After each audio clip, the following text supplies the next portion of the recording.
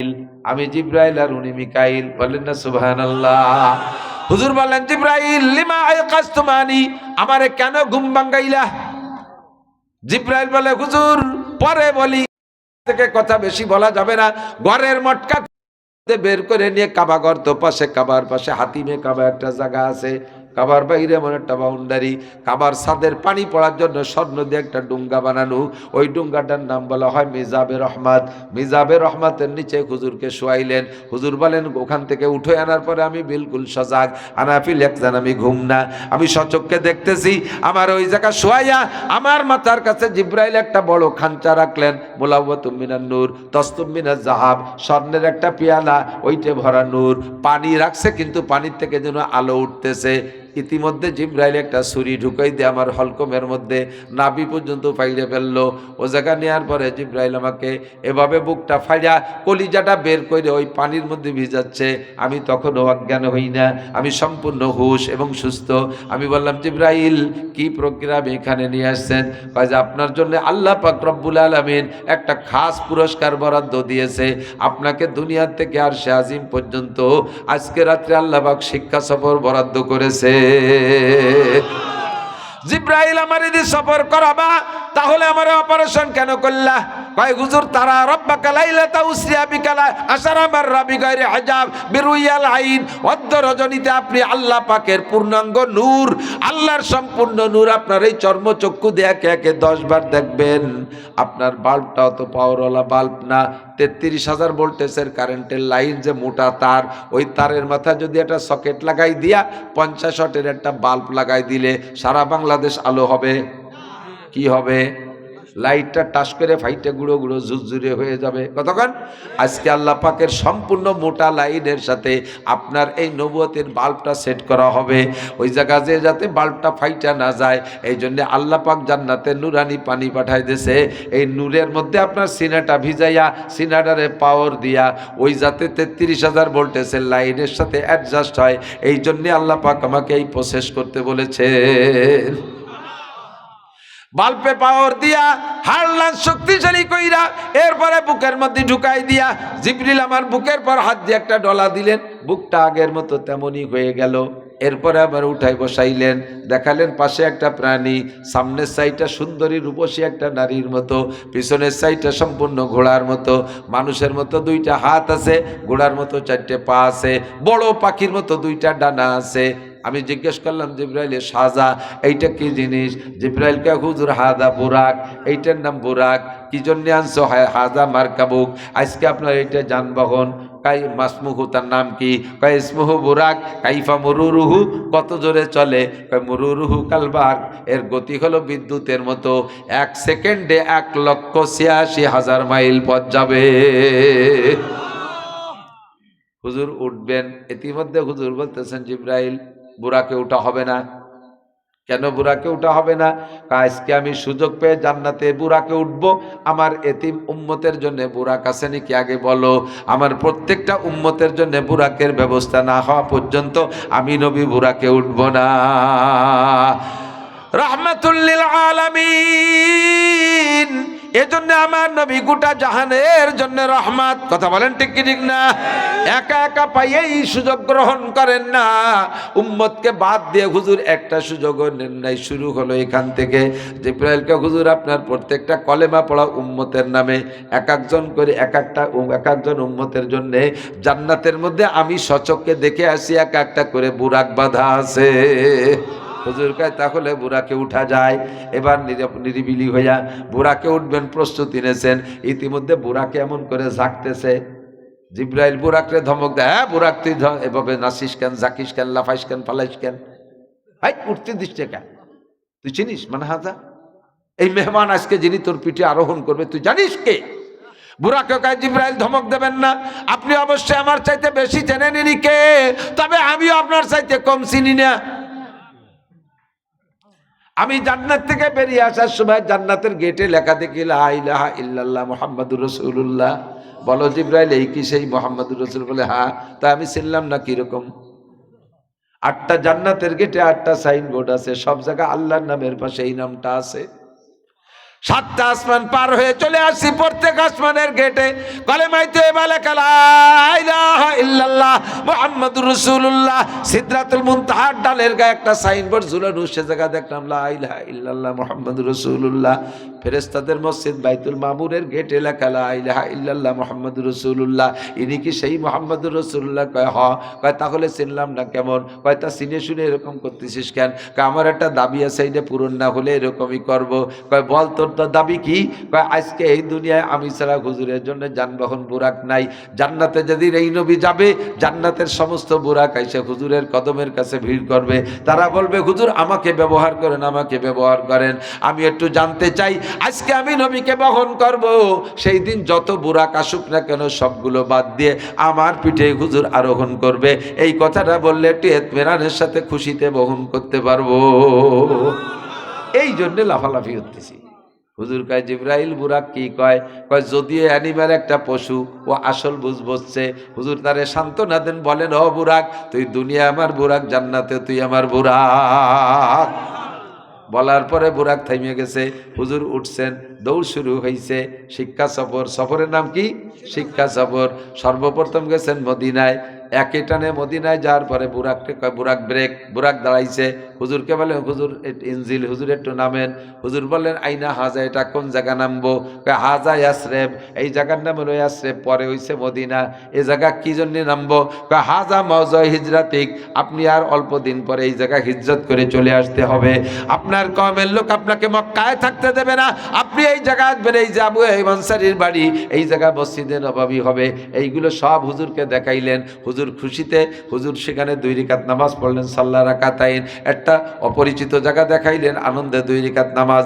একে টানে চলে গেছে সেখান থেকে জাবালে তুর, যেই পাহাড়টা হযরত মুসা আলাইহিস সালামের জন্য আল্লাহ পাক নূর নাজিল করে একেবারে সুরমা করে দিয়েছিলেন পোড়াইয়া।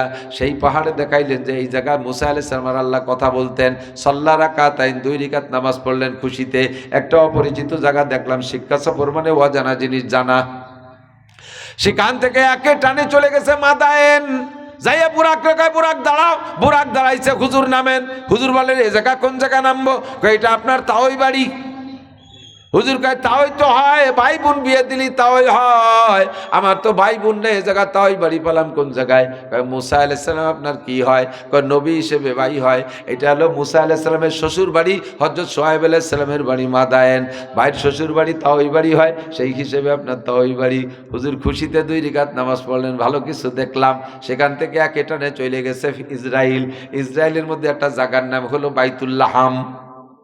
ইনজিল, হুজুর একটু নামেন। কয় জায়গা নামবো কেন? কয় হাজা মাউলিদ ঈসা আলাইহিস সালাম, এটা হলো ঈসা আলাইহিস সালামের জন্মস্থান। এই যে সেই খেজুর গাছ, হুজুরকে দেখাইলেন ঈসা আলাইহিস সালাম, জিবরিল আলাইহিস সালাম, এই যে সেই খেজুর গাছ, যেই খেজুর গাছের গোড়ায় ঈসা আলাইহিস সালামের জন্ম নিয়েছিলেন মারিয়ামের পেট থেকে। মারিয়াম কয় আল্লাহ, এমনি আমার সাথে কোনো পুরুষের স্পর্শ হয় নাই, আর এই সমাজে যদি জানতে পারে আমার পেটে বাচ্চা হইছে, মানুষ আমারে হত্যা করে দেবে। এই বাচ্চা নিয়ে কি খাবো, কোথায় যাব, কি করব? আল্লাহ খাবারের কি ব্যবস্থা? আল্লাহ কয় ওয়াহুজ্জি বিজি'ইন নাকলাতে তুসাকিত আলাইকি রুতাবান জানিয়া, তোমার পাশে যে খেজুর গাছটা আছে, খেজুর গাছে ধাক্কা দাও, দেখবা পাকা তরতরে খেজুর পড়বে। মারিয়াম ওই অবস্থায় কয় খেজুর পড়বে, দেখি খেজুর গাছের মাথায় খেজুর আছে কি পরিমাণ। চোখ সইরে দেখে খেজুর তো দূরের কথা, সে খেজুর গাছের মাথায় নাই, একটা ডাইগুও নাই, নেড়া হয়ে রয়েছে পড়ে। মারিয়াম কয় আল্লাহ, ও ভাই জিবরাইল, এই খেজুর গাছে ধাক্কা দিলে খেজুর পড়বে, মাথায় তো খেজুর নাই, খেজুর আসবে কোন জায়গা থেকে? আর সে আজিমের মালিক মারিয়ামকে খোঁটা দিয়ে কয় মারিয়াম, বিনা পুরুষের স্পর্শে যদি তোমার পেটে সন্তান হতে পারে, তাহলে মরা খেজুর গাছের মাথায় খেজুর হইতে পারে কিনা? ও মারিয়াম, তোমার পেটে সন্তান আসলো কিভাবে? ওয়ালাম ইয়ামসাসকে বাশার, কোন পুরুষে তোমার স্পর্শ করে নাই। যেই আল্লাহ বিনা পুরুষের স্পর্শ ছাড়া তোমার পেটে সন্তান দিতে পারে, ওই আল্লাহ মরা খেজুর গাছে খেজুর দিতে পারে কিনা? মারিয়াম তো সে সময় নবজাত বাচ্চা মাত্র ডেলিভারি হয়েছে। এই নবপ্রসূতি মহিলা দুর্বল বডি দিয়ে এত বড় একটা খেজুর গাছে কিভাবে ধাক্কা দেবে? আল্লাহ কয় আমা রমাইতে রমাইতে ওয়ালাকিন্নাল্লাহ রমা, ধাক্কা দিবা তুমি, নাড়াবো আমি। মারিয়াম যখন খেজুর গাছের গায়ে ধাক্কা লাগাইছে, নরম একটা চিকুন ডাল ধরে জাকি দিলে যেমন নড়ে, খেজুর গাছটা ওইভাবে নড়া শুরু করছে। আর একে জাকিতে 40 কেজি খেজুর। ঈসা আলাইহিস জিবরিল আলাইহিস সালাম হুজুরকে বলে, হুজুর এই যে সেই খেজুর গাছ, এই জায়গায় ঈসা আলাইহিস সালামের জন্ম হয়েছিল। হুজুর দাইকা সাল্লা রাকাতাইন, কয় উত্তম একটা শিক্ষা সফর, ভালো কিছু শিখতে পারলাম। সেখান থেকে টান দিয়ে নিয়ে গেছে বাইতুল মুকাদ্দাস। বাইতুল মুকাদ্দাসের মধ্যে ঢুকাই দিয়া জিবরিল আলাইহিস সালাম বাইরে গাদারা বুরাকটারে বাইন্ধে রাইগা হুজুরকে একেবারে মেহরাবের মধ্যে নিয়ে গেছে। বাইরে একটা কথা ভালো করে স্মরণ রাখেন, কাবাঘর আমাদের সারা দুনিয়ার মুসলমানদের কিবলা। হুজুর আলাইহিস সালাম ভিতরে দাঁড়াইয়া ইমামতি করেন নাই, কাবাঘরের ভিতরে দাঁড়ায় ইমামতি করেন নাই। হুজুর বাহিরে দাঁড়াইয়া কাবারে সামনে করে ইমামতি করেছেন, কিন্তু বাইতুল মুকাদ্দাসের ভিতরে দাঁড়াইয়া হুজুর ইমামতি করেছেন। আমার নবী কাবার ভিতরের ইমাম না, কাবার বাহিরের ইমাম, কিন্তু বাইতুল মুকাদ্দাসের ভিতরের ইমাম ছিলেন আমার নবী। সেই বাইতুল মুকাদ্দাস ইহুদিরা দখল করে রাখছে, মুসলমানদেরকে স্বাধীনভাবে নামাজ পড়তে দেয় না। জীবনে যতবার মুনাজাত করবেন, প্রত্যেকবার মুনাজাতের মধ্যে বলবেন, আল্লাহ আমার নবীর ইমামতির মসজিদ বাইতুল মুকাদ্দাসকে মুসলমানদের হাতে তুমি আজাদ করে দাও, মুসলমানদের কবজায় এনে দাও। জোরে বলেন না আমিন। 2 রাকাত নামাজের ইমামতি করলেন। ওই 2 রাকাত কোনো অক্তীয় নামাজ না, ফজরও না, জুমও না, অক্তীয় কোনো নামাজ না, এমনি 2 রাকাত নামাজ। পিছনে সমস্ত নবীদের রুহু আর সমস্ত ফেরেশতাদেরকে দাঁড় করে দে হুজুরকে ইমামতি করাইয়া ইমাম বানায় 2 রাকাত নামাজ পড়ানোর পরে সব চলে গেছে, ফেরেশতারাও চলে গেছে, নবী রাসূলরাও যার যার স্থানে চইলা গেছে, আল্লাহ নিয়ে গেছেন।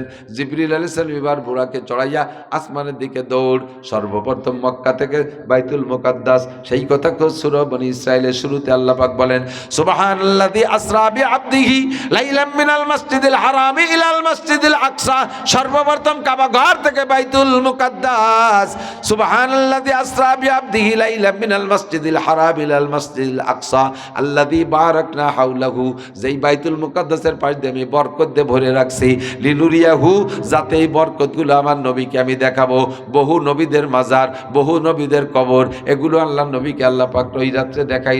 এরপরে সেখান থেকে আর রকিবালা আন্নাজমি দা হাওয়া মা দাল্লা সাহিবুকুম ওয়া মা গাওয়া ওয়া মা ইয়ানতিকু আনিল হাওয়া ইন হুয়া ইল্লা ওয়াহয়ু ইউহা আল্লামাহু শাদীদুল কুওয়া যু মিররাতিন ফাস্তাওয়া ওয়া হুয়া বিল উফুকিল আলা থুম্মা দানা ফাতাদাল্লা ফাকানা কাবা কাউসাইনি আও আদনা ফাআওহা ইলা আবদিহি মা আওহা মা কাযাবাল ফুআদু ওয়া মা রাআ আফাতুমারুনাহু আলা মা ইয়ারা।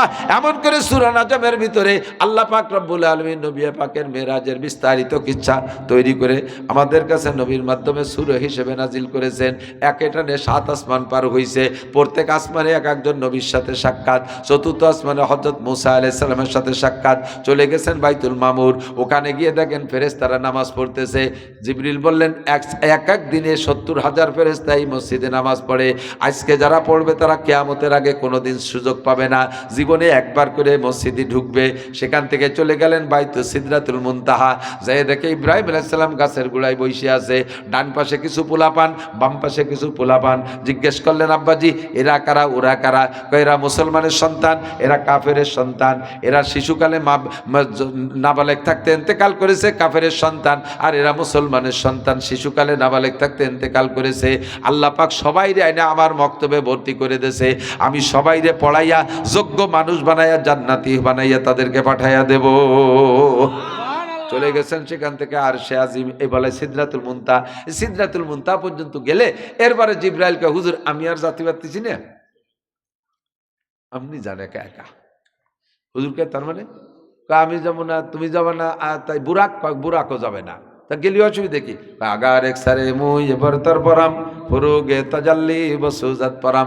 আর 1 চুল পরিমাণ উঠলে আমার 600 ডানা আল্লাহ নূরে পুড়ে ছাই হয়ে যাবে। আমাদের যার কায়দা নেই। তা যাবো কিসি, পথ কতটুক আছে? আর বেশি দূর নাই, যারটুক আসছে আর অটটুক আছে উপরে, কিসে যাবো বলতে বলতে একটা পরিবহন চলে আসছে, রফ একটা জায়নামাজের মতো সবুজ বরণের, বসেন এদের পর। বসার সাথে সাথে স্বাগতিতে একে টানে আরশে আজিমে যাইয়া হুজুর জুতা খুইলা আল্লাহর সামনে যাইতে গেছে। আল্লাহ কয় দোস্ত কি করেন? কয় যে জুতো জোড়া খুলি আসি। কয় কেন জুতো খোলেন কেন? কয় আমি তো কোরআন শরীফে পাইলাম তুমি মুসা আলাইহিস সালাম রে তুর পাহাড়ে যাওয়ার সময় তাই বলছিলে, ইয়া মুসা ফাকলানা আলাইক ইন্নাকা বিল ওয়াদিল মুকাদ্দাসি তুয়া। ও মুসা তুমি পবিত্র জায়গায় আসতেছো, জুতা পরে আসতে পারবা না। দুনিয়ার একটা পাহাড়ে যাওয়ার সময় তুমি জুতা খুলাইলে মুসাকে দিয়া, আমি তোমার আরশে আজিমে সেই দুনিয়ার জুতা পরে কিভাবে আসবো? আল্লাহ পাক বললেন, বন্ধুরে মুসার জুতা আর তোমার জুতা এক দরে বিক্রি হয় না। মুসার জুতো পাইতে তুর পাহাড়ে যাওয়া যায় না, আর তোমার জুতো আইসা আমার আরশকে ধন্য করে দিবে। নবী আলাইহিস সালাম একটু আগানোর পরে আল্লাহ পাক ডাক দিয়েছেন, যত সামনে যাবেন তত মজা। ওয়াজ হলো গাই দোয়ানোর মতো। গাই দোয়ানোর জন্য যাইয়েই বান্ধরে টান দিলে দুধ বেরিয়ে, শুরুতে বাসুদ্দে ভানাতি হয় না, হজে আইসেই দোয়ানো যায় না, শুরুতে একটু ফানাতি হয়। যত সামনে যাবে ফানানো ভালো হবে, দোয়ানো ভালো হবে। আর ফানানো যখন হয়ে যায় সেই সময় যদি দোয়ানোর সময় বালতি সরাই নিয়ে যায়, দুধ বাড়ি যাবে দিকে। এতক্ষণ ধরে ফানাইছেন, কেউ কেউ যে বালতি সরাই নিয়ে বাড়ি চলে যাচ্ছে। আমি 24 ঘন্টা ক্লান্ত। এই আপনাদের বসার এই পরিবেশটা সুন্দর লাগতেছে, এই জন্য একটু কথা বাড়িয়ে যাচ্ছে। আর না এই মজমুনে আমি আসতাম না আজকে। আর রজব মাস তো, এই মাসেই তো এই ঘটনা ঘটছে, এজন্য এসেও গেল, মনের অজান্তে কথাটা এসে গেছে। খুব ক্লান্ত, আমার নাক বন্ধ হয়ে যাচ্ছে, মাথা চোখ কবল টবল ব্যথা। আল্লাহ, কষ্ট হচ্ছে? হলি বলে দেবেন আখির দাওয়ান আলহামদুলিল্লাহি রাব্বিল আলামিন। সুবহানাল্লাহ। আসল টুক রয়েছে, যে আনে দোয়াবো সেইটুক সামনে রয়েছে, এখনো পানানো চলতেছে। আল্লাহ যত লাগে তত, ঠিক না? যাই সবে মাত্র আরশে আজিমের উপরে পা রাখছে, জুতো খুলতে দেন নাই, এর মধ্যে আল্লাহ পাক ডাক দিয়েছে, আবু বকর আবু বকর। আবু বকর কা লব্বাইক আল্লাহুম্মা লব্বাইক। হুজুর ব্রেক হয়ে গেছে। কি ব্যাপার? এই জায়গা তো আমার আগে কেউ আসে নাই, জিব্রাইলও আসে নাই, কোন নবী রাসূল আসার প্রশ্নই রাখে না। আদম আলাইহিস সালামকে আল্লাহ নিজে হাত দিয়ে বানাইছে, তবু আরশে উঠতে দেয়নি। তে আবু বকর কে জায়গা? আবু বকর করে ডাক দিছে। আবু বকর কয় লব্বাইক আল্লাহুম্মা লব্বাইক। নবী কয় যা আবু বকরিন ক্বাবলা মজিফিল আরশ। ও আল্লাহ, আবু বকর কে আমার চাইতে আগে আরশে আজিমে চলে আসছে। আল্লাহ কয় না রে দোস্ত, এটা তোমার আবু বকর না, এটা আমার আবু বকর। কেন এই আবু বকর কেন? কয় আবু বকর আর তোমার মধ্যে যে বন্ধুত্বতা, এটা আমার অত্যন্ত ভালো লেগেছে। যেদিন থেকে তোমরা দুইজন বন্ধুত্বতা গড়েছো, সেই দিন থেকে আমার তোমাদের দুইজনের সম্পর্কটা এত ভালো লাগে, যা ভাষায় ব্যক্ত করার নয়। সেই থেকে আমি একজন আবু বকর এই জায়গা বানায় নিছি। তোমার আবু বকরের যেই চেহারা, আমার আবু বকরের ওই চেহারা। তোমার আবু বকরের যে কণ্ঠ, আমার আবু বকরের সেই কণ্ঠ। বলো তো মেলে কিনা দোস্ত? কাজে একেবারে মিয়া মিয়া, 100-100। তুমি যতবার তোমার আবু বকরকে ডাকো, আমি আমার আবু বকরকে অতবার ডাইকা তৃপ্তি নেই। কন্যা সুবহানাল্লাহ, আল্লাহু আকবার। শিয়ারাই আবু বকরের সমালোচনা করে, কপাল পোড়ার দল। আল্লাহ হেফাজত করুক, তাদেরকে হিদায়াত দান করুক, বলেন আমিন। এরপরে নবী আলাইহিস সালাম আল্লাহর সামনে যে বসছে, আসন গাড়াই দিয়ে। আল্লাহর সামনে কি এরকম আসন দিয়ে বসে নাকি? কিভাবে বসতে পারে? আত্তাহিয়াতু সূরাতে বসছে। কোন সূরাতে? আত্তাহিয়াতু সূরাতে যে বসছে। আল্লাহ কা বিমা জিতা মিন দুনিয়াকে ইয়া হাবিবি। ও বন্ধু, দোস্তর বাড়ি দোস্ত কিছু না কিছু প্যাকেট পকেট ফল ফ্রুট একটা প্যাকেট পকেট নিয়ে আসতে আয়। তুমি তোমার দুনিয়া থেকে আমার জন্য কি নিয়ে আসছো? নবী পাক প্যাকেট পেশ করলেন, আত্তাহিয়াতু লিল্লাহি ওয়াস সালাওয়াতু ওয়াত তাইয়্যিবাত। কন্না সুবহানাল্লাহ। আমার জানি মালি যত ইবাদত আমার দ্বারা সম্ভব, আমার থেকে মরণ পর্যন্ত যত প্রকার পবিত্রতা বর্ণনা করা সম্ভব, একমাত্র তোমারই জন্য নিয়ে আসছি। আল্লাহ পাক যেমন চাইছেন তেমন প্যাকেট পেশ করে দিয়েছেন নবী। খুশিতে আল্লাহ পাক বললেন, তাহলে আপ্যায়ন পাবা তুমি। আমার বাড়ি আসার মতো আসছো, আমার বাড়িতে মেহমানদারিটা সেরকম পাবা। এবার আল্লাহ পাক রব্বুল আলামিন কি আপ্যায়ন করলেন? আল্লাহ কয়, আসসালামু আলাইকা আইয়ুহান নাবিয়্যু ওয়া রাহমাতুল্লাহি ওয়া বারাকাতুহু। জীবন করে এত পড়েন, এত কার কথা কতটুকু একটু বুঝে নেন। প্রথমটুকু হলো নবীর কথা, দ্বিতীয়টুকু আসসালামু আলাইকা আইয়ুহান নাবিয়্যু ওয়া রাহমাতুল্লাহি ওয়া বারাকাতুহু। ওগো নবী, আমার পক্ষ থেকে যত শান্তি আর রহমত আর বরকত আছে, সব তোমাকে একাকেই দান করলাম। একাকে, আর সবাইরে কিন্তু কই নাই আল্লাহ আসসালামু আলাইকুম বলে নাই, আসসালামু আলাইকা। কা মানে এক বচন, তোমারে একারে দিছি। এমন সুযোগে আল্লাহ একা একা পাইয়া নবী সবটুকু নিজের সে একা ব্যাংকে ঢুকোই নাই, ওই জায়গাতে সুইস ব্যাংকে ঢুকোই দিয়ে কানাডা বড় বড় বাড়ি বানাই নাই। হুজুর ওই জায়গা থেকে পাইয়া এবার সব উম্মত সহ ভাগ করে নিচ্ছে। কি কয়? আসসালামু, এবার এটুকু আল্লাহ রসুলের কথা, আসসালামু আলাইনা ওয়া আলা ইবাদিল্লাহিস সালিহিন। আল্লাহ তুমি যে শান্তি রহমত বরকত আমাকে একারে দিয়েছো, এটা আমি একা নিলাম না, আমার কিয়ামত পর্যন্ত আনে বলা নেককার ইমানদার পরহেজগার উম্মতের পক্ষ থেকে গ্রহণ করলাম। দুইজনের কথা শেষ। হামিলাতুল আরশ ওয়া ইয়াহমিলু আরশা রাব্বিকা ফাওকাহুম ইয়াওমাইযিন সামানিয়া। আল্লাহর আরশ উঁচু করে রাখে 8 জন ফেরেশতা, এরা অনেক দূরে দূরে। আল্লাহর রাসূলের এই কথোপকথন ওই 8 জন ফেরেশতা দূর থেকে শুনে তারা কয়, আশহাদু আল্লা ইলাহা ইল্লাল্লাহ ওয়া আশহাদু আন্না মুহাম্মাদান আবদুহু ওয়া রাসূলুহু। আমরা সাক্ষ্য দিতেছি আল্লাহ ছাড়া কোনো মাবুদ নাই, আর মুহাম্মাদুর রাসূলুল্লাহ আল্লাহর বান্দা ও রাসূল। আমরা সাক্ষী হয়ে গেলাম। দুইজনে কি লেনদেন করলেন, দুইজনে আদান প্রদান করছেন, আমরা 8 জন কিন্তু সাক্ষী। এর জন্য এর নাম হয় তাশাহুদ। তাশাহুদ মানে সাক্ষ্য প্রদান। এই সাক্ষ্য তাশাহুদ আদান প্রদান হয়ে গেছে। এরপরে আল্লাহ পাক রব্বুল আলামিন নবী পাককে সামনে বসাইয়া সূরা বাকারার শেষ 2 আয়াত আমানার রাসূল থেকে শেষ পর্যন্ত নিজে জবানে নবীকে শিক্ষা দিয়েছেন। এরপরে নবী আলাইহিস সালামের বিদায়ের সময় বললেন, দোস্ত আরেকটা প্যাকেজ নিয়ে যান উম্মতের জন্য, 50 সালাওয়াত, 50 ওয়াক্ত নামাজ। বলবেন সুবহানাল্লাহ। হুজুর তো নামাজের ভক্ত, আমাদের মতো তার এরকম আইসে না। হুজুর নামাজের ভক্ত বলে 50 ওয়াক্ত নামাজ পাইয়ে খুশিতে আর হুশ নাই, আর এদিক ওদিক না তাকায় আগে পিছে চিন্তা না করে 50 ওয়াক্ত নামাজ নিয়ে চলে আসছে। চতুর্থ আসমানে ফিরে আসতেছেন। চতুর্থ আসমানে আসলে হযরত মুসা আলাইহিস সালাম করে, বিমা জিতা মিন রাব্বিকা ইয়া মুহাম্মদ। ও ভাই, তুমি আল্লাহর বাড়ি গেছিলে, কি কি নিয়ে আইছো? তো বললেন যে অনেক কিছু আছে, তার মধ্যে 50 সালাত, 50 ওয়াক্ত নামাজ নিয়ে এসেছি। মুসা আলাইহিস সালাম তো কোনো কথা কওয়া মানুষ, উনি কয়, ভাই জাররাবতু বি উম্মতি বিসালাসাতি আওকাত, আর জাররাবতু উম্মতি বিসালাসাতি আওকাত। আমি আমার উম্মতকে পরীক্ষা করেছি, আমার উম্মতের উপরে মাত্র 3 ওয়াক্ত নামাজ ফরজ ছিল। এই শক্তিশালী উম্মত, তাই 3 ওয়াক্ত পড়ি নেই। আর তোমার উম্মত হবে দুর্বল, জন্মের পরেই ডায়াবেটিস শুরু হয়ে যাবে। 6-7 বছর বয়সে 1000-1200 পাওয়ারের চশমা দিয়া লাগবে, নয় পায়খানার দরজা খুঁজে পাবে না। 8-10 বছর বয়সে চুল পেকে যাবে, হাঁটুতি বল থাকবে না। 15-16 বছর বয়স হতে হতে 1 কিলোমিটার যাতে 4 বার পেশাব করা লাগবে। এইরকম দুর্বল উম্মত 50 ওয়াক্ত পড়তে পারবে। 50 ওয়াক্ত মানে কি? প্রত্যেক 20 মিনিট পর পর 1 ওয়াক্ত, তাই না? 24 ঘন্টারে ভাগ করে দেন, 1 ওয়াক্ত পড়ে উঠতে উঠতে আর 1 ওয়াক্ত এসে যাবে।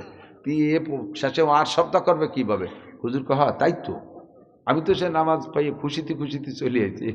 মানে তারই উপরে থাকতে থাকতে যাও, যাইয়ে একটু কমায় যাও, ওইতে আবার ব্যাক করছে, এই বুড়াক ফেরো ওদিক জাতি হবে। যাওয়ার পরে আল্লাহ কে, কি দোস্ত কি জন্য? আল্লাহ আমার উম্মত দুর্বল, নামাজ একটু কমানো যায়। আচ্ছা ঠিক আছে, 5 ওয়াক্ত, এই ফেরেশতা 5 ওয়াক্ত রেখে দাও, 45। এইভাবে আসছে, আর মুসা আলাইহিস সালাম আবার ফিরে দেয়, আসে আর ফিরে দেয়। 9 বার গেছে, প্রত্যেকবারে 5 ওয়াক্ত, প্রত্যেকবারে 5 ওয়াক্ত। এই 5 নং 45 ওয়াক্ত কুমাইয়া লাস্টে টেকছে 5 ওয়াক্ত। এবারও মুসা আলাইহিস সালামের কাছে আসলি, ভাই আর একটা গুল্লি দেন, দেখেন আর একটু কমানো যায় নাকি। হুজুর কার না, আর যাবো না, কারণ প্রত্যেকবার 5 ওয়াক্ত করে রাখতেছে। এবার গেলে তো 5ই রেখে দিবে না, পরে আমার খালি হাতে বাড়ি যেতে হবে না। হচ্ছে যা আছে এই নিয়ে যাই, পড়ে পড়ুক, না বললি তারা মাইর খাবে। 5 ওয়াক্ত।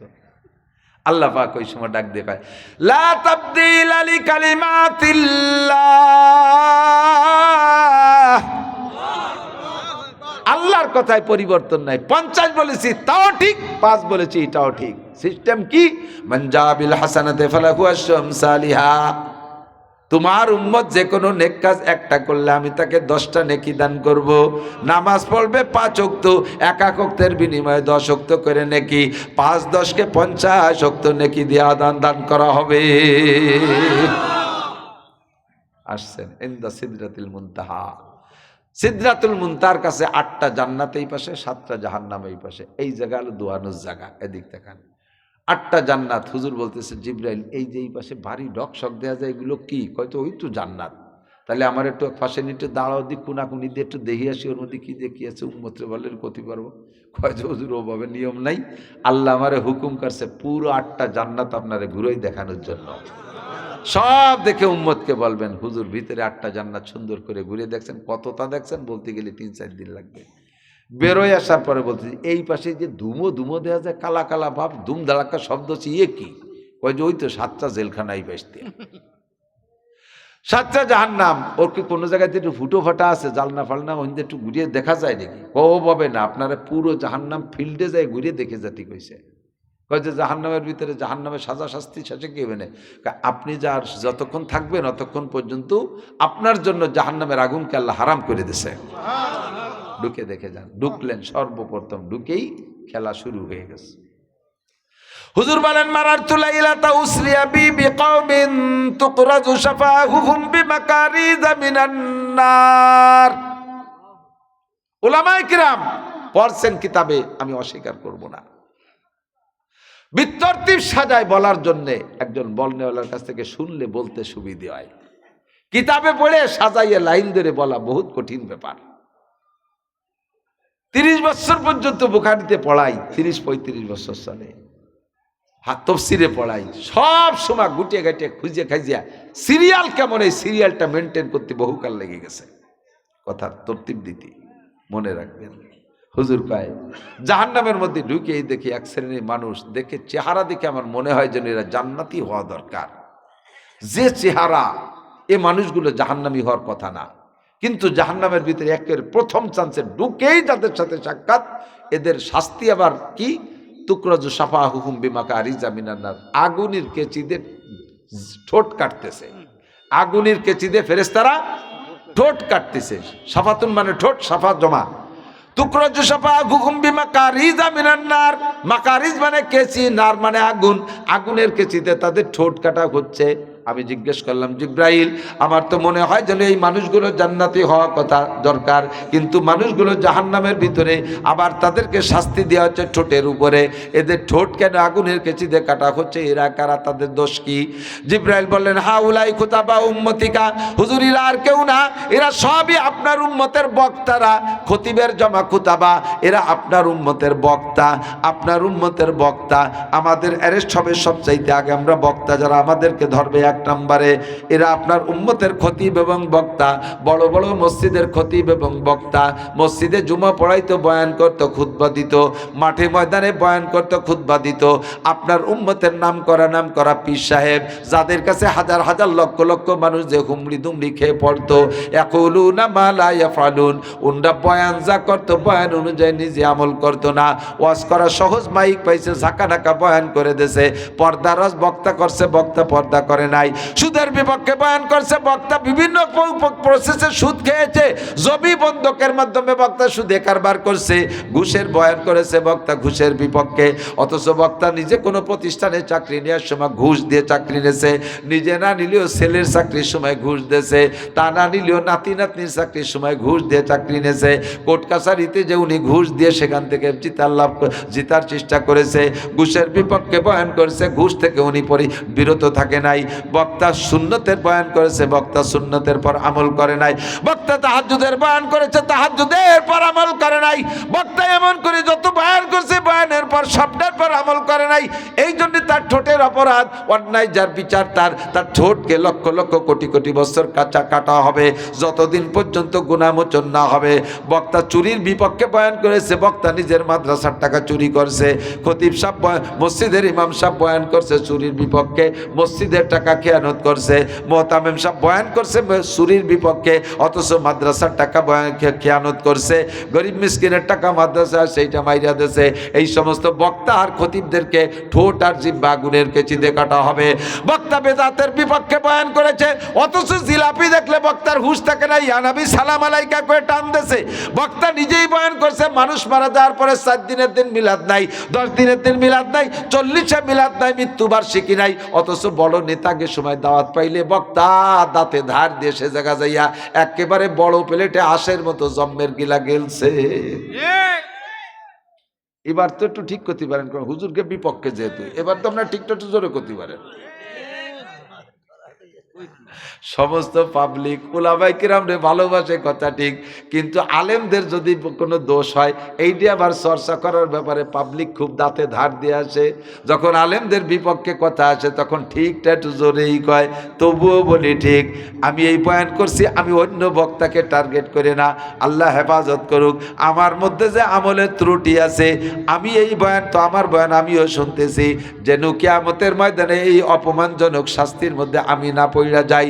আপনাদের সামনে আজকে যেমন বয়ান করতেছি, আমল না করলে সেদিন আবার আপনাদের সামনে আমাকেই অপমান করা হবে, যাতে আমি অপমানিত থেকে উঠে আসতে পারি, সেই জন্য আমি বয়ানটা পেশ করছি। আল্লাহে অন্য কোনো বক্তাকে টার্গেট করে বলি নাই। আল্লাহ আমার হেফাজত করুক, বলেন আমিন। হুজুর বলেন মারার তুলাইলা তো উসরিয়া বিবি ইমরাতিন, একটু আগায় গিয়ে